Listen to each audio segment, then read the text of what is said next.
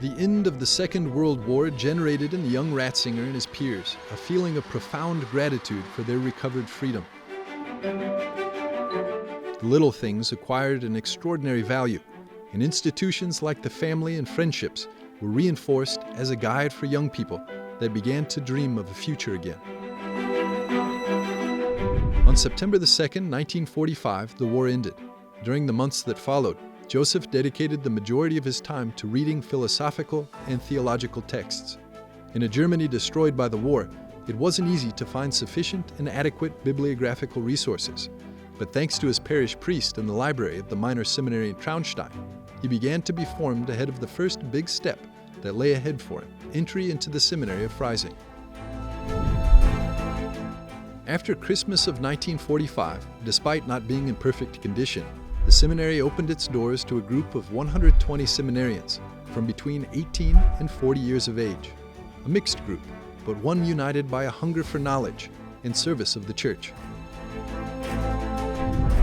In 1947, the young Ratzinger concluded the cycle of philosophical studies and decided to pursue theological studies at the University of Munich. In 1949, Joseph dedicated his summer holidays that year to working on his PhD thesis.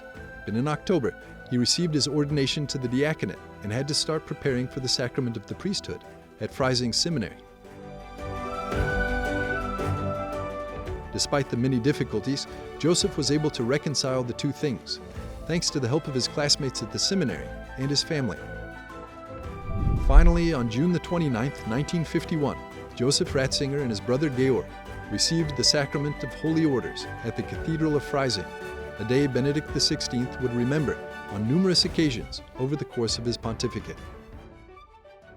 In 1952, he left Munich and accepted a professorship in the Freising Seminary. A year later, he obtained a doctorate in theology. The next step was his qualification as a university docent. Over the next year, Ratzinger spent his days between responsibilities as a professor, pastoral duties, and preparation for the exam. The topic chosen for the final test was Revelation and Salvation History in Bonaventure, a thesis that some professors saw as extremely revolutionary, and it was only accepted after several changes were made.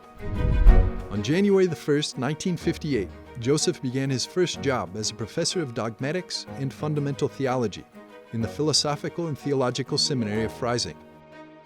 In the summer of that same year, his father died. During the years that followed, Joseph Ratzinger taught in the universities of Bonn, Münster, and Tübingen. With the beginning of the Second Vatican Council in 1962, Cardinal Frings, Archbishop of Cologne and member of the Preparatory Commission, called on Ratzinger as a theological consultant. From that moment until the end of the council in 1965, the young Joseph lived between Rome and Münster. The following years were characterized by the infiltration of Marxism into university environments, including the theology departments, and the University of Tübingen didn't escape the dominant Marxist messianism. 2 years of strong tensions at the university went by, and Ratzinger decided to accept a department chair position at the University of Regensburg, where his brother had already been living since 1963. The first years in Regensburg coincided with determinant moments in Joseph's life.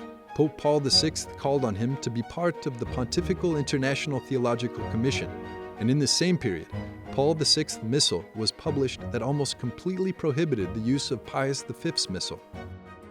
It was an unprecedented initiative in the history of the liturgy that the young Ratzinger lived with great restlessness. But in general, the years in Regensburg would be a period of fruitful theological work for him. The years went by, and on the Vigil of Pentecost in 1977, Joseph Ratzinger was ordained Archbishop of Munich and Freising in Munich's cathedral. It was a day that he remembered with particular emotion in 2006 during his apostolic voyage in Bavaria. The new archbishop chose Cooperatores of Truth as his episcopal motto.